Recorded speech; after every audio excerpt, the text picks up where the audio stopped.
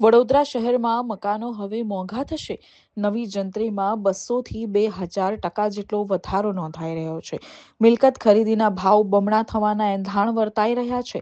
સામાન્ય મધ્યમ વર્ગના લોકોને મકાન ખરીદવું મુશ્કેલી વધી ગઈ છે. ગુજરાતમાં જંત્રીના ભાવ વધારા સામે આમ આદમી પાર્ટી વડોદરા દ્વારા કલેક્ટરને આવેદનપત્ર આપવામાં આવ્યું હતું. મોટી સંખ્યામાં કાર્યકર્તાઓ પદાધિકારીઓ પાસે ઉપસ્થિત રહ્યા હતા. યસ, આજે અમે અહીંયા જે જંત્રીનો વધારો કરવામાં આવી રહ્યો છે તેને લઈ અને આવેદનપત્ર આપવા આવ્યા છીએ. આજથી 8 મહિના પહેલાં માર્ચમાં જંત્રી વધારો બમણો કરવામાં આવ્યો. આજે ફરી એવું સાંભળવામાં આવી રહ્યું છે કે 200% જંત્રી વધારો થઈ ગયો.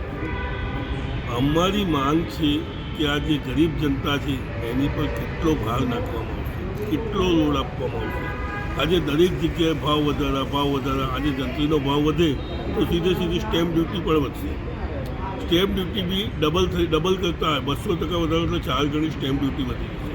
આજે મધ્યમ વર્ગ, ગરીબ વર્ગ જે આખી જિંદગીમાં એક મકાન લેવા માટે તડપતું હોય અને તેની પર આજે એની એક પરિસ્થિતિ હોય કે એક નાનું મોટું મકાન લઈ શકે અને સરકાર આવી રીતે જંત્રીઓ વધારી અને ભાવ વધારા કરી રહી છે. તે પોતાના તિજોરી કે પોતાના ખિસ્સા ભરવાની પાછળ જ એક લાલચ દેખાઈ આવે છે કે તે લોકો આજે ભારત દેશનો જેટલો બી રૂપિયો છે તે સરકાર સમક્ષ કરી લેવા માગે છે અને લોકોને તડપતા મૂકી દેવા અને તેમની સાથે કોઈ પણ જાતના શૈક્ષણિક કે આર્થિક રીતે સહાય પણ નથી આપતા. આજે અમારી જે માંગ છે કે આ જંત્રી તાત્કાલિક ધોરણે બંધ કરવામાં આવે, પાછી ખેંચવામાં આવે અથવા તો એને લાગુ કરવા દેવામાં ન આવે.